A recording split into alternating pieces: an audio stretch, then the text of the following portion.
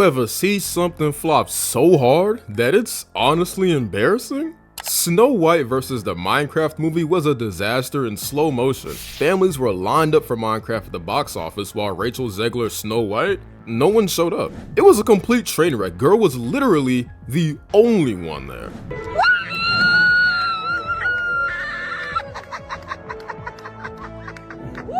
If that's not the definition of a flop, I don't know what is.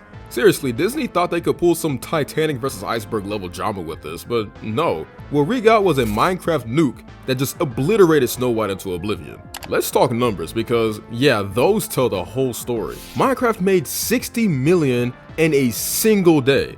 And that was just Saturday. In one day.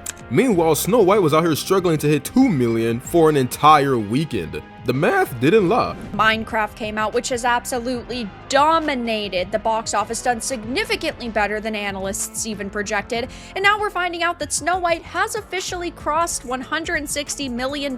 So, it got destroyed at the box office. Here's the box office numbers. The Minecraft movie made $60 million on Saturday. Snow White made 2. Do you realize how embarrassing that is? Critics were convinced the Minecraft movie would flop for being too childish or obnoxious, and those same critics were scrambling to cover their tracks when Minecraft made $300 million globally in its opening weekend. Yeah, you read that right. 300 million. Disney was out here thinking nostalgia would be their golden ticket, but nah, turns out slapping a woke spin on one of the most beloved fairy tales in history and ignoring the fans is a huge mistake. Oops. Y'all gotta stop this. It costed Warner Bros. 150 million big ones to make this movie. And the Minecraft movie, well, it's crushed this. So far, it has made $323 million.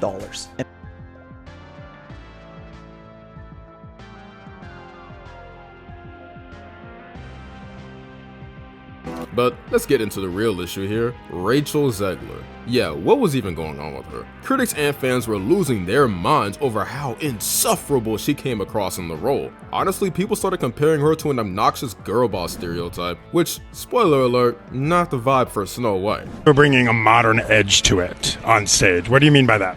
I just mean that it's no longer 1937, and we absolutely wrote a Snow White that is not going to be saved by the prince. She's not going to be saved by the prince, and she's not going to be dreaming about true love. She's dreaming about becoming the leader she knows she can be, and the leader that her late father told her that she could be if she was fearless, fair, brave, and true.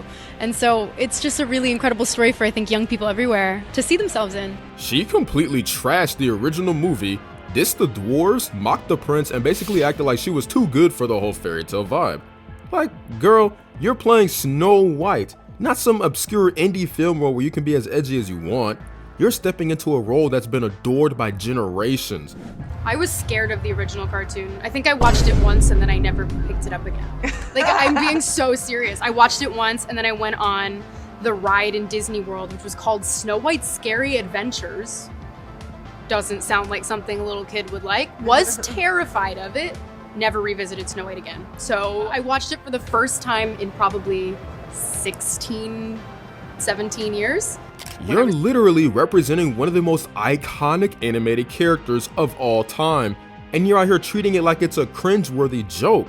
No wonder nobody showed up. Fans were not about to let you disrespect their childhood for this. Meanwhile, Minecraft was out here flexing a community that's been around since 2011. These aren't just casual fans, bro. These people live and breathe Minecraft. It's a game that sold over 300 million copies. You didn't even need to market it. The fan base was already there, ready to drop cash on opening weekend.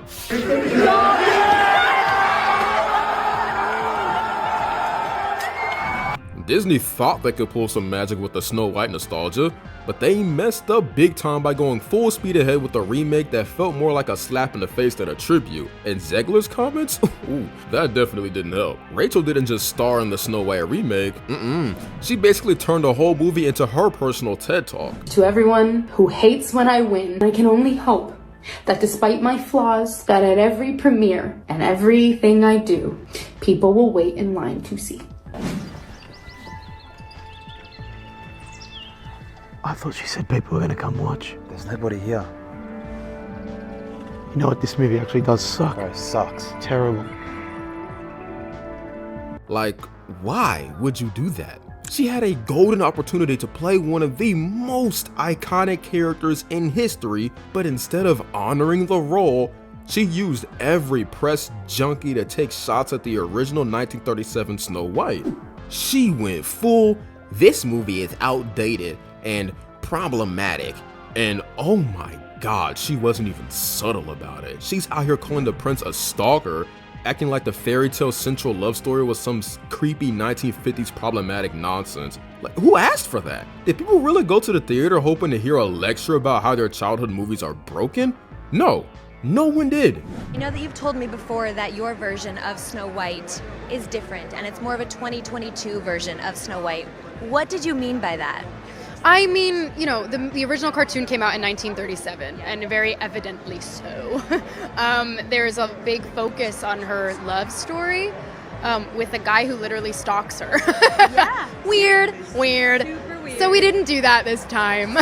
And where was Disney in all this? They just let her go off. You'd think they sit her down, hand her a PR coach, or at least send a memo like, hey, maybe stop insulting the fans who've been supporting the franchise for decades. Nope. Big mistake, guys. Big mistake. So how exactly did the Minecraft movie end up being more faithful to its source than anything Disney's touched in the last 5 years? Like, it's literally a game where you punch trees and blow up pigs with TNT, and somehow that turned into a better cinematic experience than Disney's 7-digit lecture disguised as Snow White. You can't make this up. Critics gave Minecraft a 40%, like they're grading it as if it was trying to win Canes or some art house award no one actually watches. Meanwhile, the people, you know, the ones who actually pay to see the movies, shot it up to 87%. Don't check what the reviews say though. That's not a mid score, that's audience certified GOAT tier. It stayed goofy, it stayed chaotic, it didn't try to win a Nobel Peace Prize for gender theory. It just vibed with whatever it was supposed to be, which was fun. Shocker, right? On the other hand, when Snow White finally hit theaters, fans were livid. I'm talking empty theaters, awkward silence, and reports flooding in that the movie wasn't just bad, it was aggressively condescending. Zegler got roasted online, and one single image of her sitting alone at a promotional screening. I mean, it's like the universe handed that to us on a silver platter. Someone even compared her to Lord Farquaad. That's when you know you've hit rock bottom. Or even called her Jenna Ortega from Wish. Ooh, that's low-key insulting to Jenna Ortega. It was like a symbol for the whole debacle. This was your lead. This is the person you chose to bring Snow White into the 21st century? Yikes. Meanwhile, Disney just sat back, letting the whole thing burn like a dumpster fire. They clearly had no clue what was happening, or they just didn't care. Now, I get it. Modernizing fairy tales can work. It's been done before. But when you rewrite something so much that it's barely recognizable, nah, that's not modernization, that's straight up erasure. Snow White strayed so far from the original story, it might as well have been its own thing. Every revisionist trope under the sun was shoved in there, and let me tell you, none of it worked. Word on the street is the script went through so many rewrites that by the end, it was more of a preachy mess than a fairy tale. It was less about magic and more about trying to enlighten the audience with the subtlety of a jackhammer. Critics weren't holding back either. They joked that this wasn't even a fairy tale anymore. It was like sitting through a 2-hour lecture where the speaker hated fairy tales, and the only way they thought they could fix them was by yelling their woke worldview at you. The Snow White movie was, interesting. Disney invited me to an early screening, and honestly, I might not be invited back after this review. But yeah, I gotta keep it real with you. Let's get into the positives before we talk about the negatives. Jonathan, who plays Prince Charming, absolutely ate this role up. Every time he was on screen, it felt so natural and believable. And at the end of the movie, I loved Doopy. Like, I was a Doopy fan. Last, just the set design was really magical and I enjoyed it. And how we go to some of the negatives. The movie wasn't really promoted as a musical, but it is, just FYI. I just feel like companies should embrace music. And let's talk about the marketing, or just the lack of marketing. Disney barely even tried to make the movie look fun. The ads were flat, the messaging was off, and fans were already checked out before it even hit the big screen. Instead of a magical reimagining, we got a dull, forgettable scold fest. Do you really think that people are gonna show up for that? Nah.